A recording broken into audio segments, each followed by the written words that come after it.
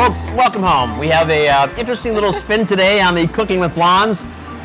We are going to do a blindfold cooking segment with Linzy, who graciously has accepted the task, or volunteered poorly. And well, here we are. So my entire point with this is to prove that really anybody can cook. If you have a desire to do something, you should not be afraid of the kitchen. You shouldn't be afraid of a knife. Have respect for things, of course, but this is how incredibly simple this can be. And we hope it works out well. So, Linzy, please, the blindfold, if you don't mind. Let's see this. Wait.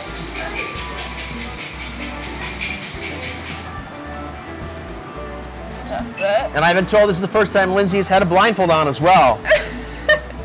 And none of us believe that. So here we are. Oh boy. First things first, I'm going to a little speed in our pot. So here, your hand right here. We push the magic button. Okay, push it again. There we are. So now it's on. It's hot. And a little olive oil in your pan. A little more, a little more, a little more. Perfect. That's good. All right. And I'll take that to your left. Okay. Now, what I'm going to have Linzy do is to take this knife. It's a very simple paring knife. Okay. And we're going to knock through these potatoes. And we have 2, 4, 5 potatoes. These are Yukon Gold.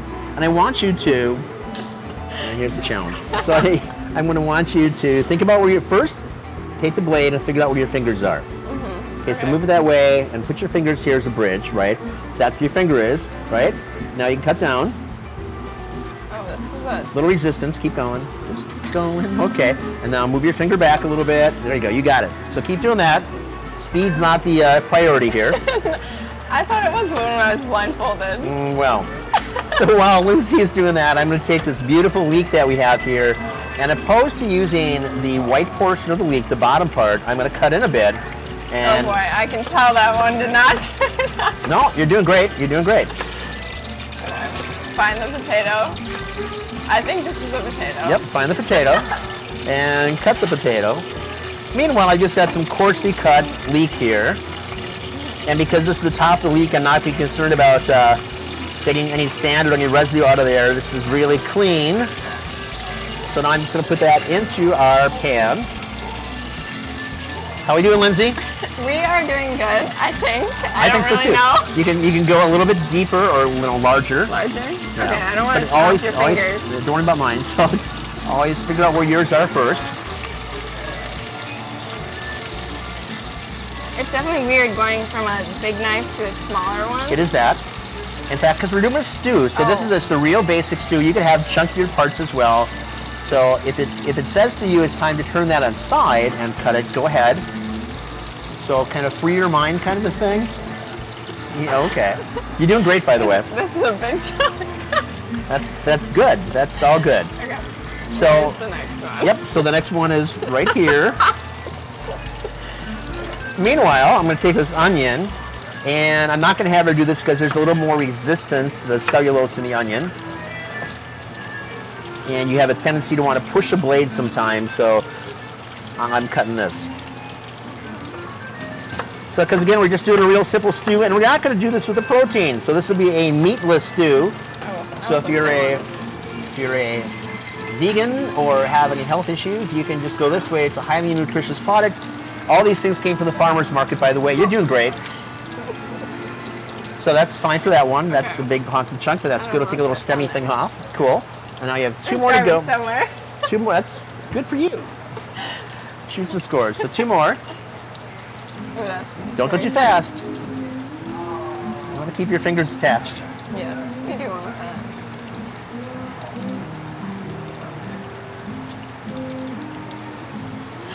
I can't imagine if there's people watching me right now. No one's watching you at all.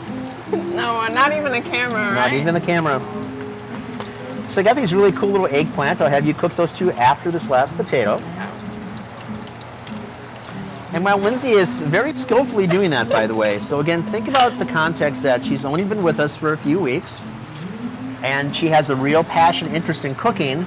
I do. But she has no formal background in this, and yet here she is, doing something that you could literally do at home. I don't recommend you do this blindfolded your first time out, but I just want to prove a point that, again, if you have a little conviction for what you're doing and kind of get into it. Is that all of them? That's all of them. Okay. So here you have a bench knife. So you can scrape these up. Okay. And you're going to move about 18 inches in front of you and a little to your left. There you go, right there. Drop? Yep. Cool. You got about 2/3 left to go. It's a tomato. Here? Yep. And then just one more. Ought to do that.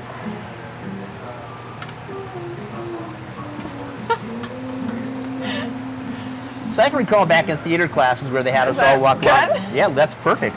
Walk around in blindfolds and do things because it gives you a different concept of where you are in relation to everything that you're doing. You got 2 little hunks left there. Here? Perfect. Look at that.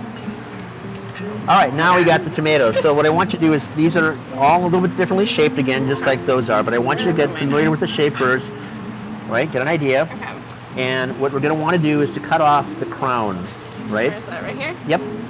So that I'm gonna discard. So cut a little deeper. There you go. Perfect. Is that too much? That's a little heavy, that's fine. No, it's absolutely perfect. You're perfect. And then chunky or slices? Chunky is good. So if we were doing this with, any greater concept, you might want to blend this down a little bit. We're not doing a stock on this either, just because everything is building in this pot. It's a one pot cooking, truly the flash in the pan. You're doing great. So in 10 minutes, you could have this real dynamic thing going on, and then it's just going to sit here and it's going to cook. You can put this in the oven. You could do a low cook kind of thing. You can put it in the crock pot. You can do anything you want. And then over the course of time, you'll have this beautiful stew. Look at that. Look at that. You're fantastic. So you got 2 down. You got 2 down, and I know there's some more over here. There you go. Again, take your time. These tomatoes, again, are fresh from the farmer's market, and they just smell. How do they smell? Well, I can't really smell a lot, but they smell good. There you go. They smell good. All right. I can smell whatever's going on in the pot, but It's just a little magic. So I've got some paprika. I've got some garlic, cloves, whole cloves. Smell that. I've got a little thyme, a little oregano, and a little paprika. We are fairly heavy paprika-wise at Shakers. And I don't know if that's from my Spanish Inquisition days or something else, but I really like it. And I've got just some kosher salt and black pepper that's going to go in there right now as well. You're almost done. We're getting there. Mm-hmm. Oh, that was another thick And one. you're doing a fantastic job, by the way. Thank you. Cool. That's great. Now I'll get that all in the same pot. Am I close? A little to your left. A little more left. There you go. Did you move it? Nope. Shoot. Okay. Here. Yeah, perfect. Okay. Did you put some of them in already? I did not. Oh. Okay. This is your playtime, not mine. Here? Yep. And you got just a couple more sections right there. Excellent. That's it. Good? Yep. All right, so that's in, and your next task is going to be these little baby eggplants. Aren't these really cool? Oh, yeah. So we've used large eggplants before and some of the regular eggplants, and some of the long Asian eggplants. I think you and I had cooked those. But this is little baby bombas. So you've got 4 of these to work with, and they have a big heavy stem, and along with the stem they have this little, right? You got it, come on. That's lovely. So this like just a couple coarse chunks, so like maybe 3 pieces out of there. And watch your fingertips. You're doing great. That? Cool. Yep, you got 3 more to go. Wait. In there right away? Sure. Is that over it? That's perfect. Absolutely perfect. Little stirry thing going on here.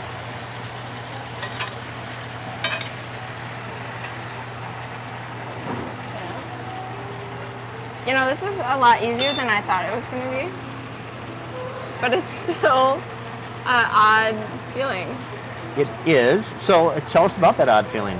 Well, I generally know how to cut up stuff. I'm very new to it, but it's just feeling around. Is that right? That's right. I didn't even ask. I just put it in there. I'm watching, so Okay. believe me, I'm watching. But, with knives, it's pretty simple. And with the bridge on your fingers, and you can feel the fruit, it's generally pretty easy. And I got a pretty general awareness of my space, I think. I think you do as well. So I picked you for this job. Is that all of them? Good. All right, now a little more of an interesting task. Here? Yep, that's here. We have some Italian flat leaf parsley right here. Oh boy. So we don't need a lot of that, but maybe like 2 inches, cut about Here? half an inch into it. Sure. Well, why don't you cut first a little bit more, like half the way, and then the other halfway. Know what I mean? Sure. It's like an inch at a time. So like here? Yep. Okay. I don't know where I put my knife. There it is. Yeah, and you could use flat leaf parsley, you could use a curly parsley, you could use all sorts of fresh herbs if you like. And for this dish, I like to use some dried herbs, hence the oregano and the thyme that went in here. I think that's just swell. Good? You got it. Okay. Here? A little more to your left, and about forward by 6 or 8 inches. A little more forward. There you go. Yay! Excellent. All right. It is incredibly that easy. I'm going to get a little more olive oil into here. Again, there's no protein here. Olive oil in here, just a little squeezy kind of thing. Cool. And we have a little dollop of balsamic here as well. So let's get a little squeezy. This is not as thick as our normal tar is. More? A little more. So the enzyme action is going to take place with the acid. The acetic acid is going to help you open flavors. We like to expand flavors as much as you can. All right, so I think our work is pretty much done. Patrick, shall we take the blindfold off and she can see what she's accomplished? Here's the reveal. Wow! Hey, it's all in there. All right. That's pretty good. So let's put a lid on it. Oh, the light adjustment is a little different. Little shaky, shaky, shaky. Shaky, shaky at Shakers. There we are. Folks, we'll check back in a while after this is cooked, but this is incredibly easy. How is it? Very easy. Very easy. Yeah. And with your help, of course. and it if I was really- alone, I don't know if I'd trust You would have done fine. Well, next time we'll do it alone. Okay. So it really builds your confidence as well to do something like this, but obviously be prepared. You are using sharp objects. And it's good to have somebody there as a guide when you do this, but it gives you a different sense of how to cook. And again, literally, not remotely to demean what Linzy can do, but anybody can cook. It's a matter of taking the time, the application, getting in that kitchen, going to the farmer's market, get the fresh ingredients that you want to cook with, don't drive around town, and just throw it in a pot, man, and see what happens. From here, we can do soups, we can do sauces, do all sorts of really fun things. We'll do that in the next series. And then maybe we'll get you to cook some shrimp that way as well. Cool. Folks, thanks for tuning in. We hope you enjoyed this part of it. We will do, of course, the little capsule where we show you the finished dish at some point, but that's a ways off. In the meantime, be good to yourselves, the people that you love, the people that you care about, and have fun. Thanks so much. Cheers. Yeah.